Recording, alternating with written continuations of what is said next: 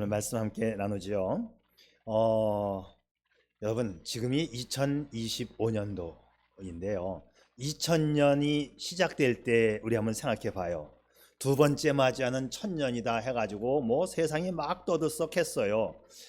그로부터 또 사반세기가 지나가는 2025년에 그 첫 번째 달 마지막 주일을 또 맞이하고 있습니다. 세월이 참 빠르고 또 앞으로 어떤 시대가 펼쳐질 것인지 예측이 불가능한 그런 시대에 우리가 살고 있습니다.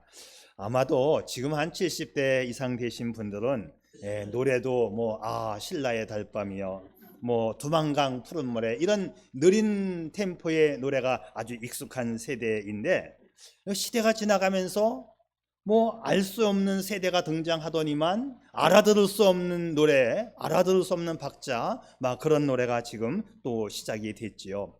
그래서 2000년대를 지나면서 사람들이 무슨 지금 시대는 뭐 무슨 세대다 무슨 세대다 하는 세대의 이름이 굉장히 많았었어요. 처음에 X세대로 시작을 했습니다. X세대라는 말은 무슨 뜻이냐면, 물론 X제너레이션 해가지고 그 뭐 저 캐나다에 있는 어느 작가가 소설을 쓰기도 했어요. 그래서 그것이 X제너레이션이 처음 시작이었는데, 그 뜻은 모르는 세대다. 이 X라고 하는 말은 모르는 거예요. X파일, 모르는 거. 안 보이는 걸 사진 찍는 기계를 뭐라고 해요? 엑스레이. 수학 시간에 모르는 거를 미지수를 X라고 놓잖아요. 이 X는 모르는 겁니다. X 제너레이션, X 세대, 이건 뭐야? 모르는 세대. 요즘 애들이 참 모르겠다. 참 그때만 해도 X 세대, 이름을 참 잘 지었다 생각했어요. 근데 막 시대가 막 빠르게 막 돌아가고 있으니까 이건 거대한 물결이 막 흘러가는 것 같아. 뭐 그래가지고 메가 트렌드 시대, 뭐 거대한 물결의 시대, 뭐 이런 일들도 있었습니다.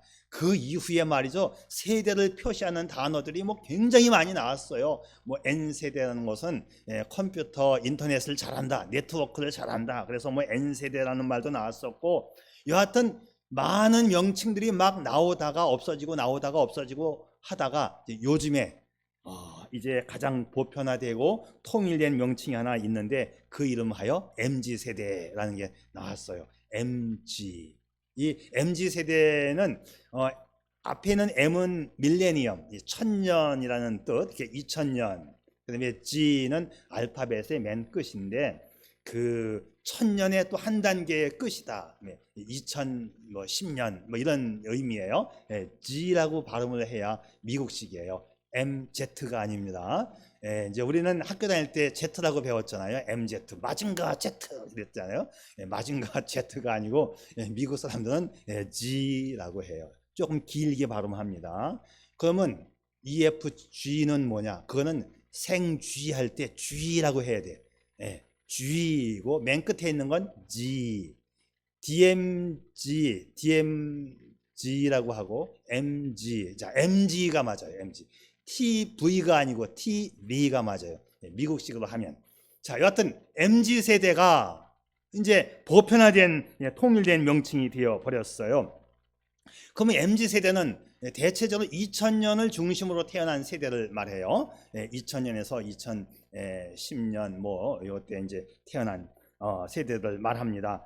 자, 근데 많은 세대의 명칭이 있었다가 없어지고 했어요. 하지만 가장 중요한 것은 뭐냐면 맨 밑에 있는 빨간 글씨입니다. 중요하고 분명한 것은 명칭이 아니라 사회는 걷잡을 수 없는 기현상으로 빠르게 변화되고 있다. 이게 중요한 거예요. 명칭이 중요하지 않습니다. 세상은 그런데 가만히 자세히 들여다보게 되면 걷잡을 수 없이 죄악의 블랙홀로 흡수되어져 가고 있어요. 빠른 세상 속에서 사람들은 죄 짓는 일도 빠르게 답습하고 있다. 이게 가장 저로 하여금 마음 아프게 만드는 것입니다.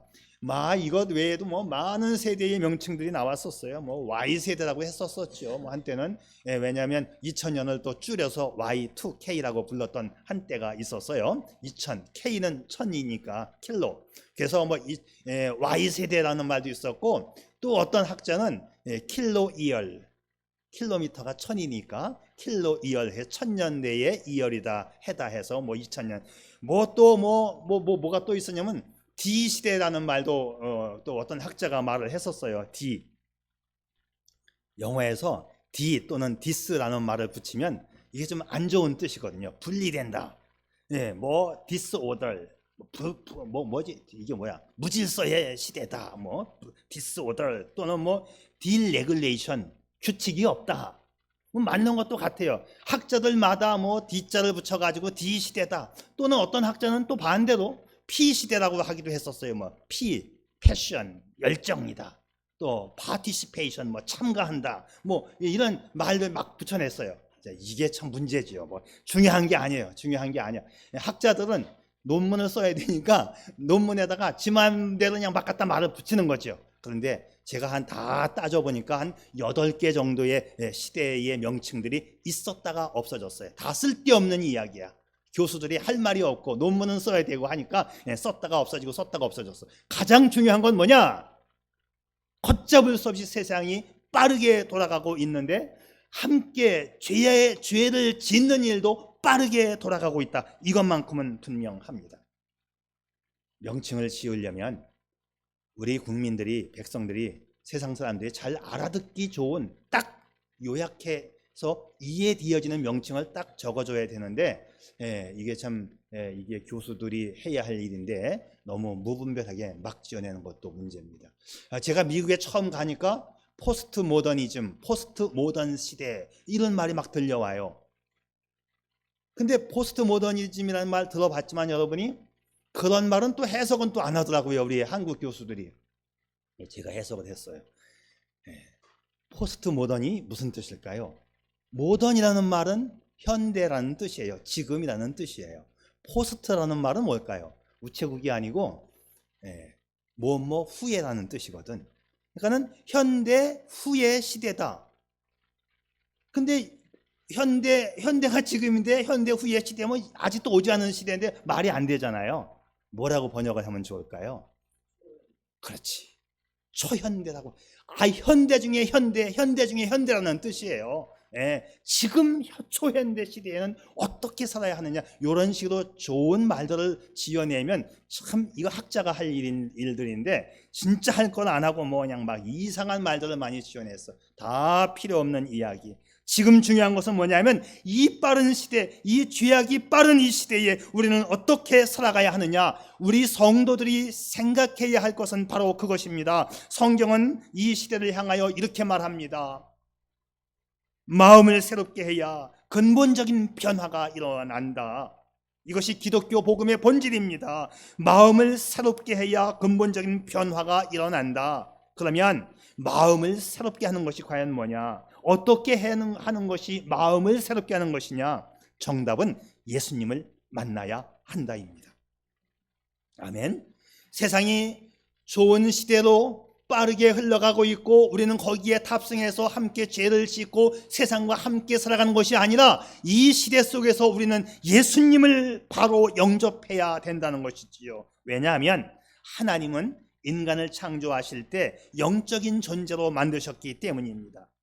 우리는 영혼이 있는 존재이기 때문에 영이신 하나님을 만났을 때에 내 영이 달라질 수가 있고 그때 근본적 변화가 일어나는 것입니다. 자, 영적인 변화가 일어나야만 진정한 의미에서 마음의 변화가 일어난다는 것이지요. 자, 그런데 여러분, 우리가 이 세상을 살면서 우리들이 영적인 존재라고 하는 사실을 얼마나 실감하고 살고 있습니까? 이거 굉장히 중요한 질문이에요. 나는 영적인 존재이다. 그래서 나는 영이신 하나님을 만나야 한다. 이것이 굉장히 중요한 질문입니다. 여러분, 내가 영적인 존재라고 하는 사실을 실감할 수 있는 결정적인 단서가 있습니다. 뭘까요? 내가 영적인 존재라고 하는 사실을 실감할 수 있는 결정적인 단서. 자, 그것은 사람은 누구를 막론하고 인생이 만족스럽지 못하다는 겁니다. 이게 영적인 존재의 결정적 단서예요. 모든 사람은 마음이 공허해요. 만족이 없습니다. 영적인 존재이기 때문에 세상에 어떤 물질을 많이 갖다 채워줘도 만족이 안 된다. 그게 영적인 존재의 특성이에요. 동물은 잘 먹고 편히 쉬면 만족합니다. 동물 길들이는 방법 중에 하나가 뭐죠? 계속 반복적으로 하다가 하나 잘하면 먹이 한 번 주는 거지요. 또 잘하면 먹이 한 번 주는 거지요. 그러면 동물은 먹는 재미로 따라가는 거예요. 동물은 먹으면 잘 자면 그게 오케이예요. 근데 세상 사람들은 영적인 존재이기 때문에, 우리 모든 인간은 영적인 존재이기 때문에 먹는 것 가지고 노는 것 가지고 채워지지 않습니다. 세상의 사람들은 우리가 영적인 존재라는 것을 믿지 않습니다. 그냥 이렇게 살다가 죽으면 되는 거지, 뭐 잘 먹고 잘 살면 되는 거야 라고 말합니다. 여러분, 사람들이 말하는 그대로 인생이 이렇게 살다가 죽으면 그냥 끝일까요? 생로병사를 거듭하는 것이 그게 인생일까요? 아닙니다. 아니에요. 항상 우리는 불만족 속에 살고 있는 것이에요. 왜? 하나님을 만나지 못하면, 하나님께서 채워주시는 그것이 없으면 우리는 만족스럽지 못한 겁니다. 그게 인생이에요. 그게 왜 그러느냐? 잘 먹고 있잖아요, 지금. 그럼에도 불구하고 만족스럽지 못한 것은 내가 영적인 존재이기 때문입니다. 혹 여러분 가운데 아닙니다, 나 행복해요, 나 룰루랄라입니다, 항상 100% 만족합니다, 세상 좋아 미쳐 죽겠다고 하면서 머리에 꽃 꽂고 웃으면서 다닌다면 그 사람 어디 가봐야 되는 사람 아닙니까? 정신이 올바로 든 사람은 왠지 허전해야 맞아요. 뭔가 만족이 없어야 맞습니다. 그게 정상입니다. 왜 그러느냐? 우리는 영적인 존재이기 때문에 영이신 하나님을 만나지 않고는 만족이 없다는 것이지요. 이게 성경의 증언입니다. 세상 어디에도 이런 말씀은 있지 않습니다. 오직 성경에만 있는 말씀이에요. 그런 의미에서 어거스틴이 했던 말, 어거스틴의 고백은 두고두고 생각해도 진리가 아닐 수 없지요. 오 하나님, 내 영혼이 하늘나라에 들어가 쉬기까지 진정한 의미에서의 안식과 평안은 없습니다. 진리이고 명언 아닙니까? 이 땅에서는 만족이 없다는 거예요. 하나님, 내 영혼이 하늘나라에 들어가 쉬기까지 진정한 의미에서 내 마음의 안식과 평안은 없습니다. 내 영혼의 극히 깊은 데서 맑은 가락이 울려나네.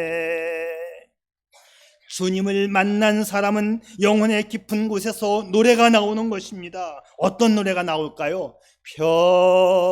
평화 평화로다 하늘 위에서 내려오네. 하늘에서 내려오는 평화가 진짜 만족을 준다는 것이지요. 그렇습니다.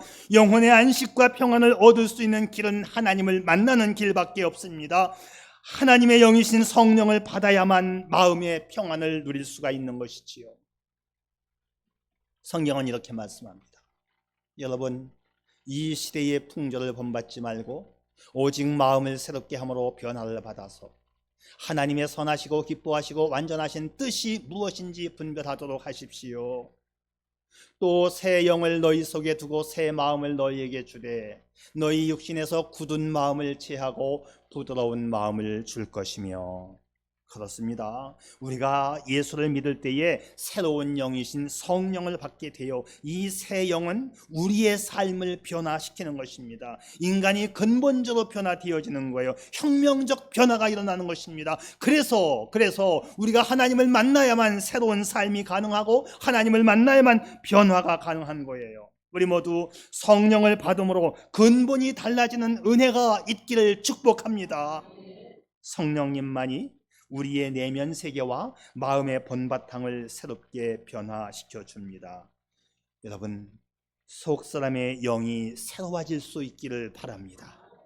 오늘 본문 말씀에서는 이와 같은 사실을 보여주는데요, 바로 시몬 베드로가 새 영을 받은 사람의 그 이상적인 모습을 우리에게 보여줘요.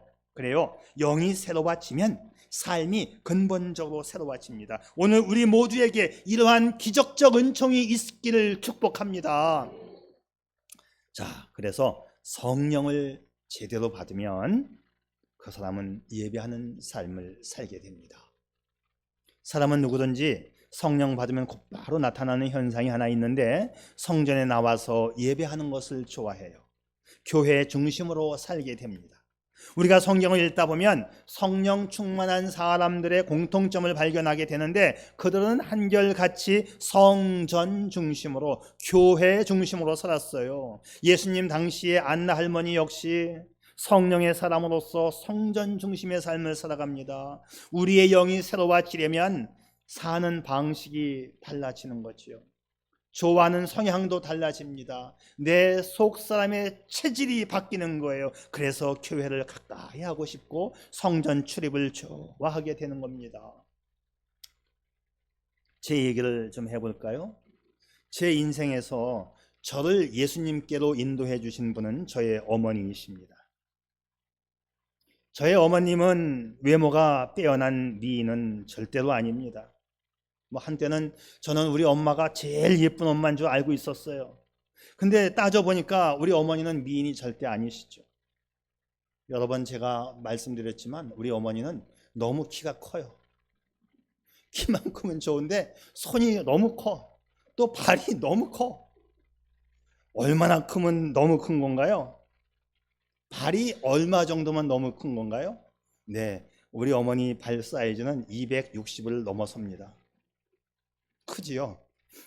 예, 저보다도 살짝 커서 시골 가면 그냥 어머니 신발을 신으면 푹 들어갑니다. 내 신발을 갖다 드리면 맞기는 맞는데 조금 좀 이렇게, 조금 좀 이렇게. 손은 또 얼마나 큰지 고무장갑을 꼈다가 한참 일하고 벗을 때는 안 벗어지는 거 아시죠 이거? 그러면 또 어떤 분들은 그래요. 그럴 때는 얇은 장갑을 끼고 하면 잘 벗어지는데, 그거 다 해봤어. 그래도 안 됩니다. 그래도 워낙 크니까 얇은 장갑을 하나 끼고 일을 하다 보면 또 역시 습기가 차고 딱 달라붙어 가지고 장갑을 껴도 안 벗겨져. 여하튼 우리 어머니는 그 당시 한국 여성의 표준에서 벗어난 외형적으로 볼품없는 분이셔요.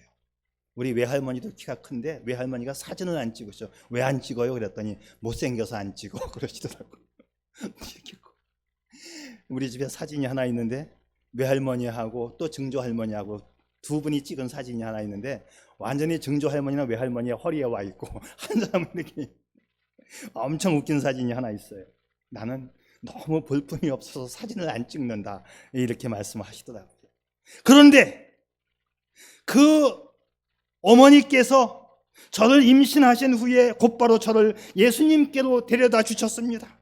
저를 위해서 기도하셨고 복중에 있는 저를 데리고 우리 어머니는 새벽 기도를 나가신 분이에요.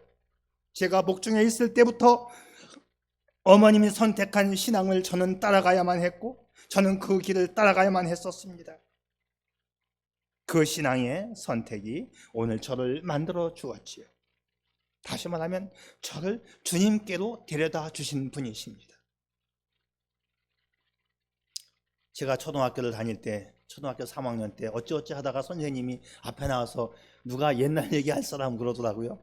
그래서 할머니 할아버지한테 들었던 옛날 얘기 재밌는 게 딱 떠올라갖고 한번 해보겠다고 하는 사람은 공책을 준다 그래 그냥 얼른 나가서 했지.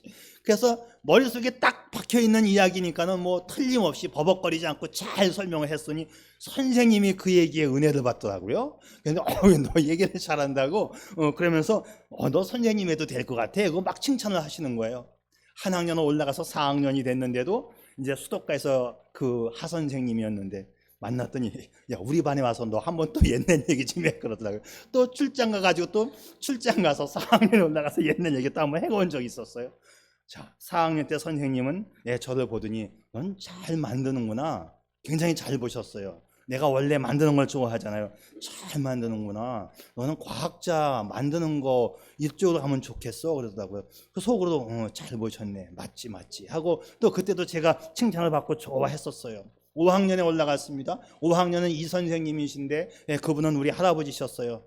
가장 가까운 집안 내 할아버지가 선생님이셨는데 너무 착한 할아버지랑 우리들이 막 갖고 놀았죠. 장난치고. 술을 너무 좋아하셔갖고 항상 얼굴이 빨개, 코도 빨갰고, 그래서 딸기 코같이 생겨갖고 별명이 딸기 할아버지. 딸기 할아버지는 저를 참 손자라고 잘 대해 주셨고, 근데 뭐 특별히 뭐 이렇게 잘한다는 말은 안 해주셨고 그냥 맨날 이뻐만 해 주셨어요. 애들이 얘가 할아버지 손자 맞아요? 뭐 선생님 손자 맞아요? 그러면 맞아 맞아 이러고, 한 번은 닷새를 학교를 못 갔어요. 5학년 때까지 개근을 하다가 닷새를 빠졌는데 할아버지가 이러더라고요. 쓱 부르더니 너 5번 다 빠진 거 하면 정근상을 못 하잖아. 그래서 안 빠졌다고 할 수는 없고 딱 2번 빠진 걸로 해줄게. 그러시더라고요. 그래가지고 5번 빠졌는데 2번 빠진 걸로 5학년 때 체크가 되고, 6학년 때까지 딱 2번 빠져서 6년 정근상을 할아버지 때문에 받았네요. 이제 6학년에 올라갔는데 6학년 선생님도 저를 제대로 보셨어요. 실과 시간, 뭐 과학 만드는 시간, 이런 시간에 제가 아주 탁월하게 열심히 하고 잘하니까 너는 과학자나 이쪽 길로 가면 좋겠다 하고 저를 또 칭찬을 많이 해주셨어요. 근데 많은 선생님들이 저를 제대로 보고 말을 많이 해주시고 칭찬도 많이 해주셨지만 우리 어머니는 그런 거 다 필요 없어요. 우리 어머니가 왜 나를 모르겠어요? 누구보다 더 잘 아시는 분이 우리 어머니지요. 우리 어머니도 그래요. 쟤는 어려서부터 울타리 밑에 한번 앉기를 시작하면 밥 먹을 때까지 일어나지를 않는다고. 거기 앉아서 철사를 가지고 수수깡을 가지고 만들기 시작하면 해가 가는 줄 모르고 만드는 사람이에요. 제가 에디슨 같은 사람이거든요. 제가 이상한 사람이거든요. 그런데도 그런 거 다 필요 없어. 다 필요 없어. 우리 어머니는 저에게 이렇게 강조합니다. 예수님을 잘 믿어야 돼. 어릴 때부터 그랬어요. 예수님을 잘 믿어야 돼. 하나님은 네가 무슨 짓을 하는지 다 알고 계셔. 그래가지고 혼자 방에서 하나님 지금 보고 계시나? 좀 나쁜 짓을 할 때마다 그 생각이 나는 거 있죠. 뭐 꺼내 먹으면 안 돼, 뭐 이런 거. 이거 꺼내면 안 돼. 그러면 한번 꺼내 먹어야 될 때는 하나님이 보시나? 뭐 이러고, 어려서부터 저는 그런 교육을 받고 자랐습니다. 그리고 저를 위해서 늘 기도했지요. 주일날이면 어김없이 목욕시켜 주시고 교회 가도록 준비시켜 주셨습니다. 어머니의 그 기도와 열심히 저를 오늘날 목사가 되게 한 것입니다. 오늘 저는 이 목사의 직업이 천직이 되었어요. 다시 태어나도 이것밖에는 할 것이 없다고 저는 생각하고 있습니다. 그리고 저는 교회 오는 것이 즐거워요. 예수님 만나는 것이 감격스럽습니다. 성도 여러분, 여러분도 교회 나오는 것이 즐거워질 수 있기를 바랍니다. 주의 성전에 나와서 찬양하고 나의 신앙을 고백하고 하나님께 예배하는 것, 이것이 최고의 기쁨이 될 수 있기를 바랍니다. 오늘 본문 1절을 보게 되면 새 영을 받은 이 사람들이 성전 중심으로 성전에 예배하러 올라가는 장면이 나옵니다. 그리고 그의 마음속에는 기쁨과 희열이 넘치고 있는 것을 보게 돼요. 예수님을 만난 사람의 마음속에는 마음의 공허가 사라지는 거예요. 인생 무상 허무함이 예수로 인하여서 채워지게 되는 것이지요. 오늘 우리도 성령으로 충만하여 예배 중심의 삶을 즐기는 여러분 될 수 있기를 바랍니다. 두 번째, 성령을 받으면 기도하는 삶을 살게 됩니다. 성령님은 우리를 기도하도록 우리 마음을 움직여 가시지요. 자, 성경을 보게 되면 베드로가 성령 받기 전에는 기도하지 않았어요. 사복음서를 보세요. 베드로가 기도했다는 언급이 없습니다. 오히려 기도는 안 하고 쫄았다는 장면은 나와요. 기도 대신 엉뚱한 소리만 합니다. 그런데 베드로가 성령 받은 후에는 기도가 생활화됩니다. 이 30번 나와요. 여러분들도 기도하는 사람이 될 수 있기를 바랍니다. 자, 기도할 때는 어떻게 하면 좋을까? 3가지 사항을 제가 말씀드릴게요. 첫째, 기도를 좀 규칙적으로 하면 좋지요. 오늘 본문을 보게 되면 베드로가 제9시 기도 시간에 성전으로 기도하러 올라갔다 되어 있습니다. 제9시는 요즘 시간으로 오후 3시. 사도행전 10장에 가서도 베드로는 여전히 오후 3시에 옥상에 올라가서 기도하는 모습을 보여줍니다. 여러분, 오늘 우리도 새 영을 받음으로 규칙적인 기도 생활이 체질화될 수 있기를 바랍니다. 다니엘과 다윗도 성령 충만한 사람답게 일평생 규칙적인 기도 생활의 모본을 보여주지 않습니까? 제가 오늘 여러분에게 당부합니다. 여러분이 아침에 일어나서 침대에서 일어나서 맨 먼저 방바닥에 닿는 부분이 발이 아니라 무릎이 될 수 있기를 바랍니다. 침대에서 내려와서 무릎 꿇고 기도해 보세요. 참 좋아요. 마음의 공허가 사라집니다. 충만히 뭔가 채워지는 게 느끼지 않습니까? 눈 뜨자마자 하나님 감사합니다. 바쁘면 단 1분만이라도 하나님 감사합니다. 살았군요. 오늘도 아침에 일어나 보니까 내가 살아있는 거 아니에요. 이거 얼마나 좋아요. 그리고 하루를 출발하는 겁니다. 기도하세요. 자, 규칙적으로 기도. 두 번째는 연합하여 기도합니다. 베드로와 요한은 오순절날 새로운 영을 받음으로 함께 기도하는 기도의 동역자가 되었어요. 베드로와 요한 이 두 사람은 성향이 아주 다른 사람이에요. 그런데 함께 기도하는 기도의 동지가 되었다는 것이지요. 베드로는 외형적이고 남성적이고 성질이 좀 급해. 근데 요한은요, 내성적이고 여성적이고 조용한 사람이에요. 고요한 같은 사람이 요한입니다. 무슨 뜻인지 아세요? 예, 우리 고집사님, 고재현 집사님의 아들 고요한 요한이. 자, 이 두 사람이 다름에도 불구하고 성령으로 한 마음, 한 열정의 사람이 되어서 함께 기도했습니다. 그래요. 우리가 성령 충만할수록 누구하고든지 화통하게 지낼 수 있는 거예요. 성령님은 우리의 내면 속에서 굳은 마음을 지하여 주시고 부드러운 마음을 일구어 주십니다. 그래서 함께 기도함을 통해서 모든 걱정, 근심을 몰아내고 평강을 누릴 수 있도록 하여 주시지요. 세 번째는 기도할 때 믿음으로 기도하는 겁니다. 오늘 본문에 보면 평생을 안진뱅이로 살던 사람을 향하여 이렇게 기도합니다. 나사렛 예수의 이름으로 일어나 걸어라. 이게 믿음의 기도 아닙니까? 성령 받은 자의 기도입니다. 기도는 불가능을 가능케 하는 것이 기도이지. 기도는 하늘의 능력을 이 땅에 실현시키는 것이 기도입니다. 믿음의 기도는 병든 자도 낫게 한다 했어요. 믿음의 기도는 산도 옮길 수 있다고 하였습니다.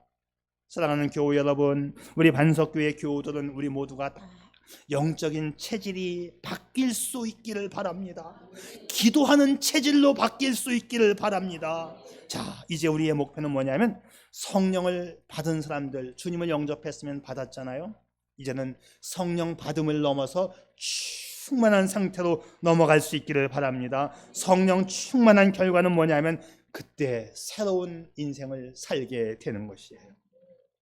성령님은 창조의 영입니다. 무에서 유를 가능케 하고 불가능을 가능으로 바꾸시는 창조적이고 역동적인 영이 바로 우리의 성령님이시에요.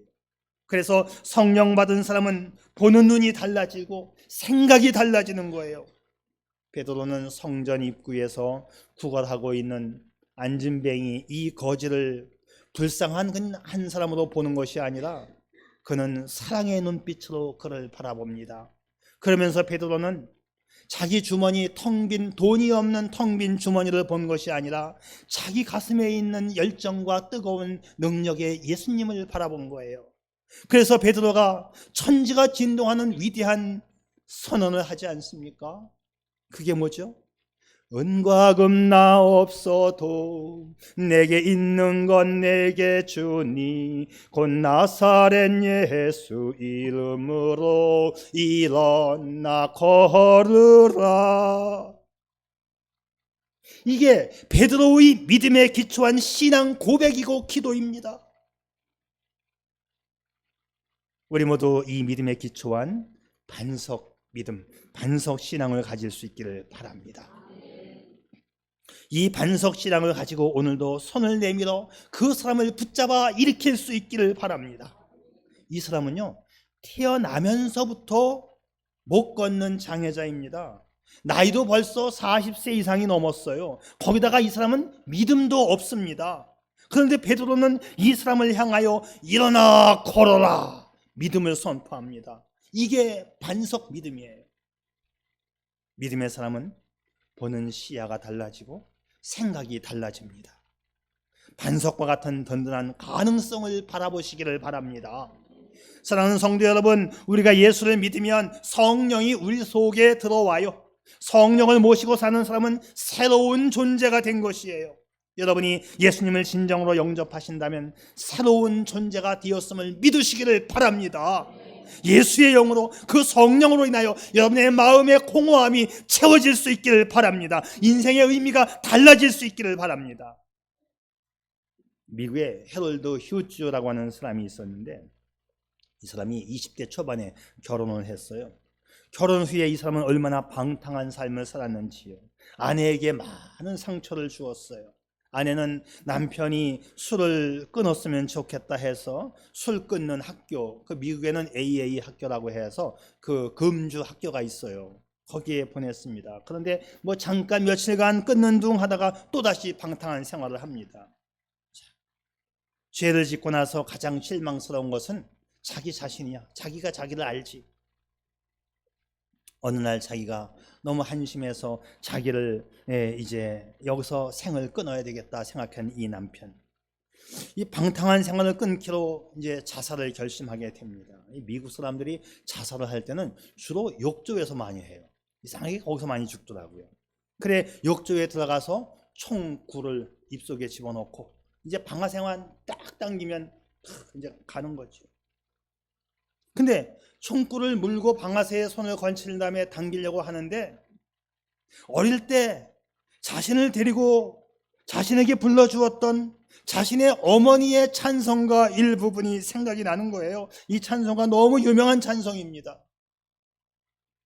날 사랑하심, 날 사랑하심, 날 사랑하심,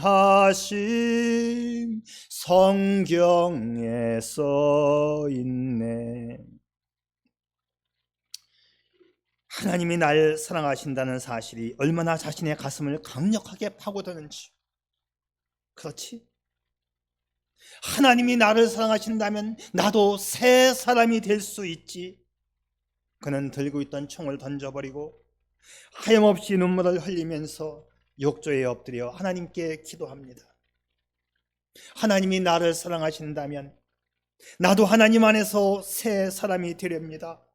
하나님 나를 용서해 주시고 새 인생 살게 해주세요. 그날 이후로 이 사람은 하나님께 붙들림 받아 새 인생을 삽니다. 누구든지 그리스도 안에 있으면 새로운 삶이라. 시대가 아무리 빠르게 흘러가도 항상 예수 안에 거할 수 있기를 바랍니다. 시대가 아무리 빨리 지나가면서 사람들은 그 죄악 가운데 함께 탑승하고 있지만, 옳고 그름과 상관없이 자기만 잘 먹고 잘 살면 된다고 말하지만, 정치가 개판되는 이유는 자기만 잘 먹고 잘 살려고 하기 때문에 그런 거 아닙니까? 성경은 뭐라고 이야기해요? 너희는 이 시대를 본받지 말라. 빠른 세상 살 동안 주여 인도하소서. 그거예요. 빠른 세상 살 동안 주님 인도해 주세요. 여러분도 예수님의 인도받는 인생, 예수 안에서 새 인생, 새로운 존재가 되도록 기도하면서 예수 중심으로 살아갈 수 있기를 바랍니다. 예수의 인도를 받는 새로운 인생, 성령 받은 인생, 우리는 변화된 삶을 살 수 있고 우리도 새로운 삶을, 새로운 인생을 경험하게 되는 거예요.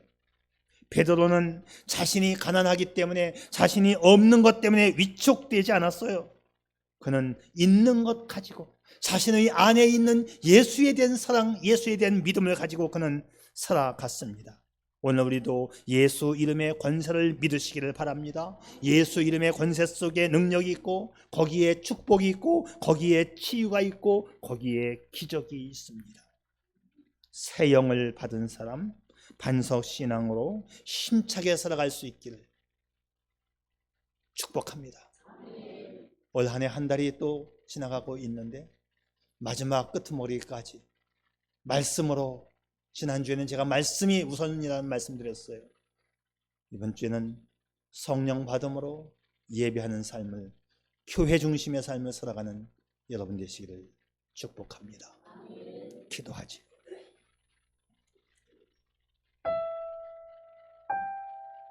사랑하는 여러분, 우리가 살고 있는 21세기는 이상한 현상으로 변해가고 있습니다. 일반 심리학자들은 인간을 변화시켜 보려고 여러 가지 심리학적 이론을 말하지만 그것 가지고 근본 바뀌지 않습니다. 그러나 성경은 인간 내면에 그 근본적인 변화를 가능케 하고 있습니다. 영이 달라지는 거예요. 심령의 변화를 받는 겁니다. 당신은 교회 나와 예수를 믿음으로 어떤 근본적 변화를 경험하고 있는지요? 우리는 오늘 아침 진지한 자기 점검을 해 보십시오. 당신은 얼마나 성령 중심의 생활을 즐거워하고 있습니까? 얼마나 교회와 가까워지고 있습니까? 얼마나 규칙적인 기도가 생활화되고 있나요? 얼마나 말씀과 함께 살아가고 있나요? 오늘 우리도 예수의 이름으로, 예수의 영으로 살아가기 바랍니다. 그 안에 능력, 그 안에 축복, 그 안에 치유, 그 안에 기적이 있으니 세영 받은 성령 충만한 사람으로 반석신앙으로 힘차게 살아가는 저와 여러분이기를 축복합니다. 아멘. 아버지 고마워요. 아버지 감사합니다. 믿음 주시니 감사합니다. 나 같은 죄인 살려주시니 고맙고 감사합니다. 하나님을 믿는 믿음 안에서 성령의 사람으로 성령 충만으로 예배하며 기도하며 살게 도와주시옵소서. 예수님의 이름으로 기도 올리옵나이다. 아멘.